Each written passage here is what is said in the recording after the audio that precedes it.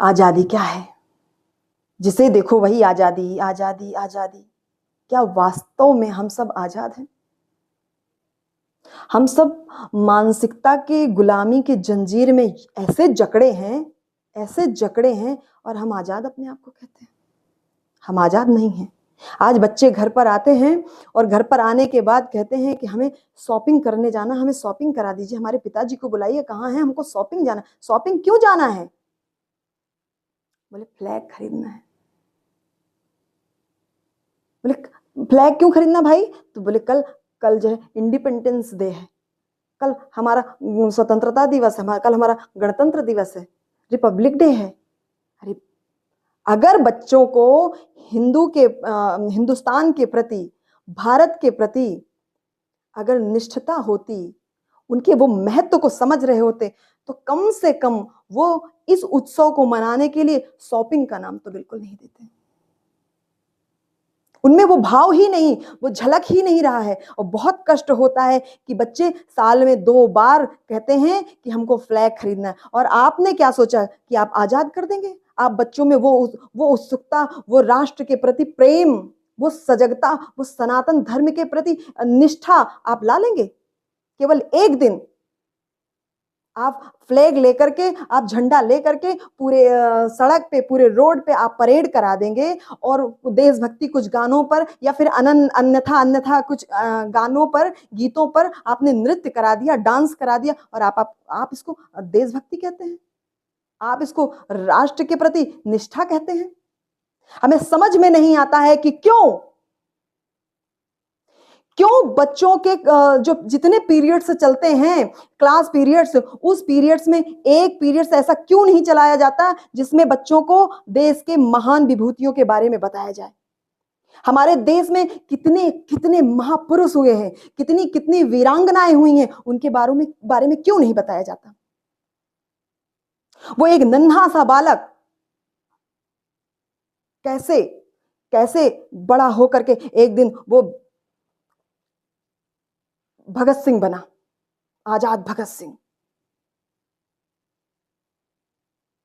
क्यों उसने चुन लिया भाई? क्यों? जिसके सामने एक सवेरा, एक किरण स्वागत करने को, अंक पसार के स्वागत करने को तैयार है, वो व्यक्ति क्यों क्यों देशभक्ति की तरफ चला गया? क्यों वीर गति को प्राप्त हो गया? क्यों शहीद हो गया? वो घटना शायद आप सब भूल गए हो, शायद। वो 13 अप्रैल, वो 1919 जलियांवाला बाग हत्याकांड आप सब भूल गए होंगे, जिसमें हजारों की संख्या में, लाखों की संख्या में बल्कि लोग उत्सव मनाने के लिए आए थे। उन बच्चों का, उन बूढ़ों का, उन माओं की क्या गलती थी, जिन पर निरपराध जो जीव थे, उन पर गोली से, मशीन गनों से गोलीबारी कर दी गई, बमबारी कर दी गई? क्या गलती थी? और ऊपर से वहां जो उत्सव के लिए एकत्रित थे, उनको, उनका गेट बंद कर दिया गया, और वो जलियांवाले बाग की जो दीवारें थी, वो इतनी इतनी इतनी बड़ी थी, इतनी ऊंची थी कि वो भाग ना सके। क्या गलती थी? क्यों बच्चों को अनाथ कर दिया गया? क्यों मां के बहनों के हाथों से वो चूड़ियां, वो मांग से सिंदूर क्यों मिटाया गया? क्यों एक बुजुर्ग के हाथ से वो लाठी छीन ली गई? क्यों?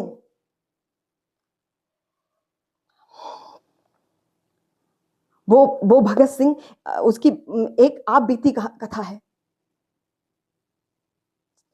जो जो उसकी बहन थी, उसने इसको प्रत्यक्ष बताया है, क्योंकि उसने उस चीज को महसूस किया, उसने देखा। एक दिन वो नन्हा सा बालक, वो भगत सिंह स्कूल के लिए निकला, पर स्कूल नहीं गया। स्कूल नहीं जाकर के वो उस स्थान पर गया जहां पर हजारों हजारों लोगों की मृत्यु हुई थी, जिन पर मशीन गनों से गोलीबारी कर दी गई थी। वो स्कूल नहीं गया और स्कूल ना जाने की वजह से वहां गया और वहां देखा तो वहां की जो मिट्टी थी वो रक्त रंजित हो गई थी। जो एक उत्सव का माहौल था, जो एक उत्सव का पार्क था, उस पार्क में, उस माहौल में कैसे वह जगह धीरे देखते देखते कुछ क्षणों में ही श्मशान में बदल गई। क्यों बदल गई? क्या गलती थी? और आज फिर भी हम सब, जो हमारे यहाँ के जो है विदेशी आतंकी जो हमारे यहाँ पे आए, वो बर्बरता के साथ हमारे यहाँ रहे और हमारे यहाँ के निरपराध लोगों पर, निरपराध व्यक्ति पर, निरपराध माओं पर, निरपराध बूढ़ों पर, निरपराध जीवों पर बिना कारण अकारण गोलीबारी की।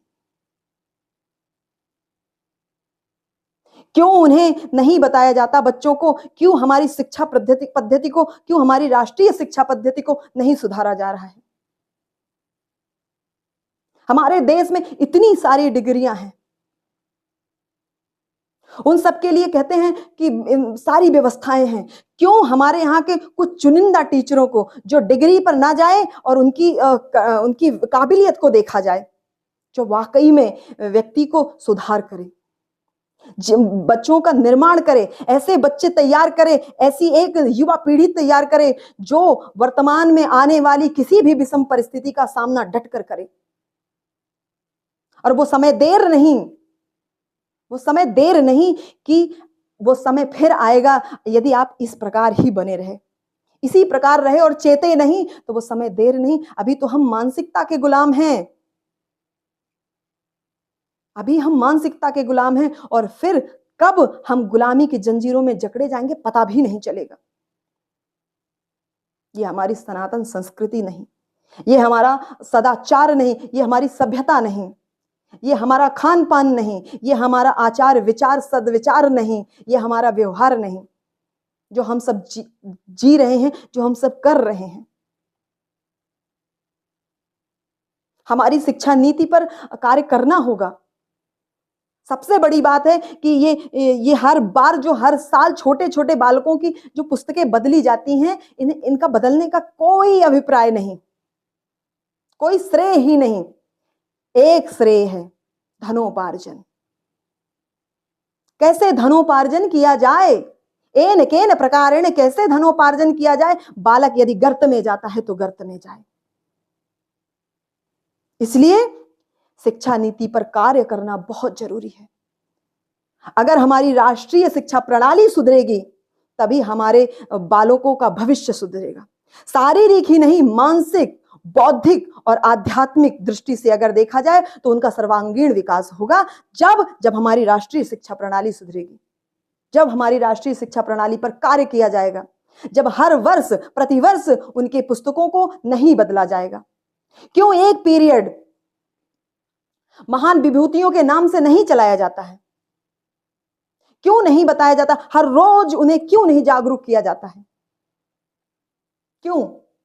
और बहुत कष्ट होता है तब जब आप साल में 2 बार, वर्ष में 2 बार आप फ्लैग मंगाते हैं और उस फ्लैग का उपयोग कहाँ करना है, कैसे करना है, ये तक आप बालकों को नहीं बताते। जो छोटे छोटे बालक हैं वो नहीं जानते हैं। और कष्ट तब होता है जब वही फ्लैग, वही झंडा नाली में पड़ा होता है, वही झंडा सड़कों पर होता है और जूतों से कुचला जाता है, तब दिल द्रवित हो जाता है। फिर लगता है कि वो समय फिर लौट के आएगा जो एक समय अंग्रेज, फिर हमारे फिरंगी आए थे और हमारे यहाँ के देश के वासियों को, हमारे यहाँ के नगर वासियों को बंदी बना करके रखा था। क्यों आप सब भूल जाते हैं? राष्ट्र हित के लिए कितने कितने वीर हुए हैं। नेताजी सुभाष चंद्र बोस, लाला लाजपत राय, श्री श्री रानी लक्ष्मीबाई, जिन्होंने एक हाथ में झंडा, एक हाथ में तलवार और लगाम को अपने दांतों से पकड़ के रखा है और पीछे एक नन्हा सा छोटा सा बालक बांध के रखा है। वो किस रूप में दौड़ी थी? साक्षात सतचंडी के रूप में दौड़ी थी, साक्षात काल के रूप में। क्यों हम सब नहीं चेतते हैं? क्यों हम सब नहीं जागते हैं? अगर इसी प्रकार अनर्गल आलाप होता रहेगा, सड़कों पर, रोड पर रील बनाने के चक्कर में नग्न नृत्य होता रहेगा, नृत्य कहना भी शर्म की बात है, बेहुदा भद्दा डांस होता रहेगा। तो वो दिन दूर नहीं कि अभी मानसिकता के गुलाम हैं और कब जो है फिर से जो है देश गुलामी की जंजीरों में जकड़ जाएगा पता भी नहीं चलेगा। अभी से अपने गौरव को पहचानो। जो बच्चा फ्लैग कर रहा है उसे बताओ हमारे यहाँ का गौरव है, हमारी धरती माँ का आंचल है। यदि कोई फिरंगी, कोई आतंकवादी, कोई बर्बस्ता उसको छूने की कोशिश करेगा तो हाथ रोकेंगे नहीं, हाथ काट देंगे ताकि दोबारा वो कोशिश ना कर सके। ये हमारा गौरव है। जिस फ्लैग को आप फेंक देते हैं, जिसका महत्व तो नहीं जानते बच्चे, वो फेंक देते हैं, आप उसे समझाओ। उसी फ्लैग को, उसी झंडे को रोकने के लिए हमारे सैनिक सरहदों पे अब झंडा ऊपर किए रहते हैं और सीने पर गोली खाते रहते हैं। आज हम सुकून से इसीलिए हैं क्योंकि वो हमारे लिए गोली खा रहे हैं। तब आप सब क्यों नहीं पूछते हैं? अभी हमारे प्रसिद्ध एक कथावाचक हैं जिनके ऊपर ये बड़ी बातें चल रही हैं।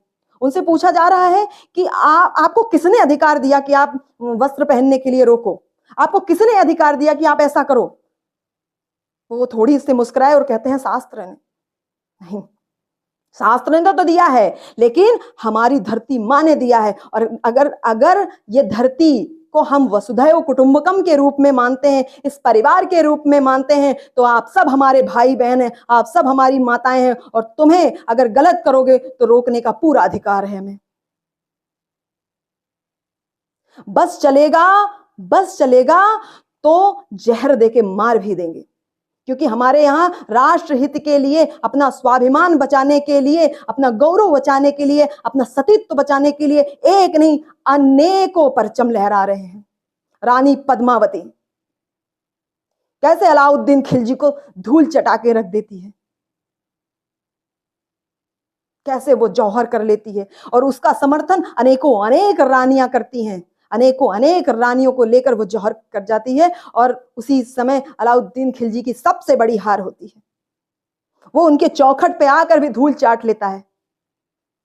सीखो, कुछ तो सीखो भाई, कुछ तो सीखो। ऐसे भी हमारे यहाँ के सेनापति हुए जिन्होंने राष्ट्र हित के लिए अपनी ही बहन को हीरे की अंगूठी चटा करके मृत्यु को आलिंगन करने के लिए कहा, ताकि तुम्हारा सतीत्व, तुम्हारा अस्तित्व बचा रहे। और बहन ने स्वीकार किया, इसी सनातन धरती की, इसी मिट्टी की सपूती थी। और आज बड़ा शर्म आती है, बड़ा खेद होता है कि क्या हो रहा है, क्यों हो रहा है। भगत सिंह वहां गए नहीं थे, वो अपना तन मन प्राण छोड़ दिए थे उस जलियांवाले बाग में। ये समझ लीजिए, उस हत्याकांड ने ही उन्हें इंकलाब लाने के लिए मजबूर कर दिया था। वो वहां से एक सीसी में, एक कांच की सीसी में रक्त रंजित मिट्टी को उठा करके लाए थे। और जब घर पर आए तो बहन ने पूछा, कहां थे भैया इतनी देर?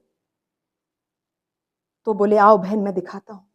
निकाली एक सीसी, उसमें कुछ लाल कलर का दिख रहा था। तो उन्होंने, बहन ने पूछा, ये क्या है? हाथ में लेकर देखा तो वो रक्त से सनी हुई मिट्टी थी, हमारी धरती माँ की मिट्टी थी।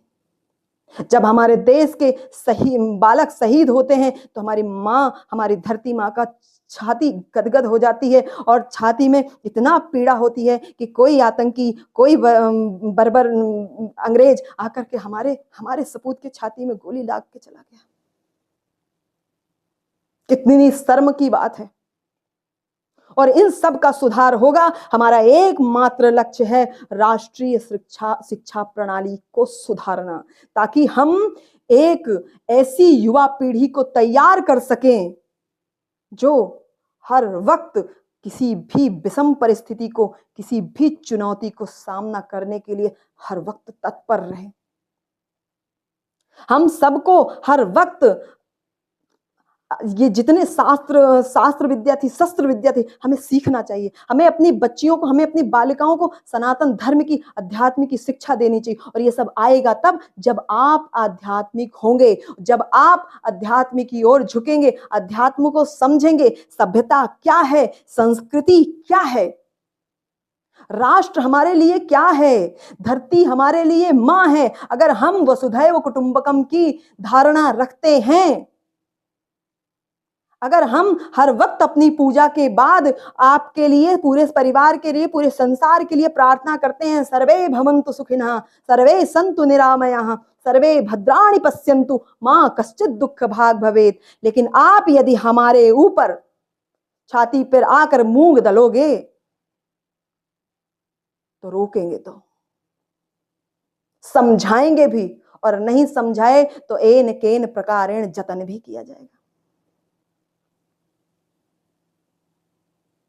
हम ही हैं, हमारे ही हिंदुत्व में, हमारे ही सनातन धर्म में कहा जाता है वसुधैव कुटुंबकम, पूरी वसुंधरा हमारा परिवार है। सदा से भारतवर्ष एक सांस्कृतिक वो रहा है, जिसकी सांस्कृतिक धरोहर रही है।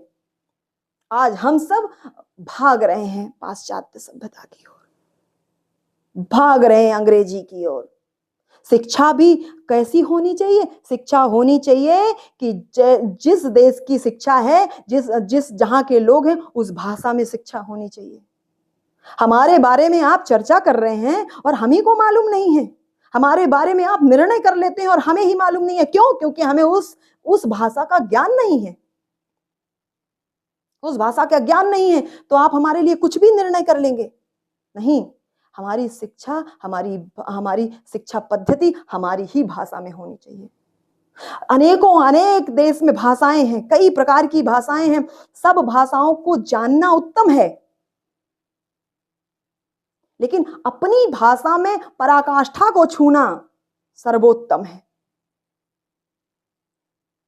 हमें बताना होगा। यदि हमारे देश के जो झंडे हैं और इसको यदि नाली में फेंका जाएगा, यदि उसको रोड पर पैरों से कुचला जाएगा तो बर्दाश्त नहीं करेंगे। इसलिए अभी से सुधर जाओ। योग्य शिक्षक को रखो, चुन करके शिक्षक को रखो। हमारे श्री माननीय श्री आदित्य योगीनाथ जी, इन्होंने अभी संस्कृत दिवस पर बहुत सुंदर भाषण किया, और वो भी संस्कृत में। अरे कुछ तो सीखो भाई, कुछ तो सीखो कि हमारे यहाँ का एक राजनेता जो राजनैतिक है, वो संस्कृत का वाचन कर रहा है। माना कि वो मठ से जुड़े हैं, माना कि वो योगी हैं, शुरू से ही संन्यास ग्रहण कर लिए हैं, लेकिन है तो राजनीतिक। और एक राजनीतिज्ञ हमारे लिए इतना प्रयास कर रहा है तो हम सबको भी चेतना चाहिए। लेकिन हमें अनुरोध है कि केवल और केवल सांस्कृतिक वाचन नहीं, संस्कृत पर काम भी किया जाए। अनिवार्य हो शिक्षा प्रणाली में संस्कृत, हिंदी और संस्कृत अनिवार्य हो, क्योंकि हिंदी ही हमारी मातृभाषा है, अनिवार्य होनी चाहिए। और मुझे विश्वास है और मुझे गर्व है ऐसे नेता पर। हमने उन्हें कभी नहीं देखा आमने सामने, टीवी में बहुत देखा है, और कोई इच्छा भी नहीं है बहुत कि मैं उनसे बहुत मिल लूं जाकर के। लेकिन देखा जाए तो वो हमारे उत्तर प्रदेश के प्रधानमंत्री हैं। वो कहते हैं कि यदि तुम मेरे छाती पर मूंग दलोगे तो मैं भी तुम्हें बताऊंगा। हाँ, रोकूंगा, देखूंगा, बताऊंगा। ठीक है, हमारे यहाँ की परंपरा है भाई कि वसुधैव कुटुंबकम, पूरी वसुंधरा हमारा कुटुंब है, हमारा परिवार है, तो हम कैसे। लेकिन कोई अभी अपना ही बच्चा गलत राह पर चला जाएगा तो समझाएंगे तो, मारेंगे नहीं, उसे प्रहार उस पर नहीं करेंगे, लेकिन उसे एक निगरानी में, एक बंदिश में रखकर उसे समझाया तो जा सकता है। आत्म परिवर्तन करने का प्रयास तो पूरा करेंगे, और वही वो करते हैं, वही वो करते हैं। वो सीधा जवाब देते। कोई लाकर पुरानी वीडियो लाकर दिखाता और कहता है वो आपने वहां पे ऐसा किया था, वो आपने वहां पर ऐसा किया था, तो उनको कहना चाहिए हाँ भाई किया था, जैसी परिस्थिति होगी वैसा वैसा करते जाएंगे। ये देश हमारा है, इसकी रक्षा, इसकी सुरक्षा हमारा दायित्व है, हम सबका दायित्व है। यदि इस पर कोई हमला करेगा, इसके मान पर, इसके सम्मान पर, इसके स्वाभिमान पर कोई हमला करेगा, तो बख्शेंगे नहीं, छोड़ेंगे नहीं। और जो हमारे नन्हे नन्हे छोटे छोटे कोमल कोमल बच्चे हैं, उनकी कोई गलती नहीं। उन्हें सुधारने का पूरा श्रेय माता पिता, गुरुजन और हमारे जो आज की जो शिक्षा प्रणाली है, इसको बदलना होगा। माता पिता का दायित्व है उन्हें सुधारें, और हमारे शिक्षक का दायित्व है कि उन्हें बताएं कि रानी लक्ष्मीबाई कौन है, सरोजनी नायडू कौन है, विवेकानंद कौन है, स्वामी दयानंद कौन है, आदि गुरु शंकराचार्य कौन है। आध्यात्म से जोड़ें, हमारे राम कौन है, हमारे कृष्ण कौन है, हमारी संस्कृति में कौन है, धरती माँ कौन है। चेतो, जागो, अभी से जागो। जागना बड़ी अत्यंत आवश्यक है। जय हिंद, जय भारत।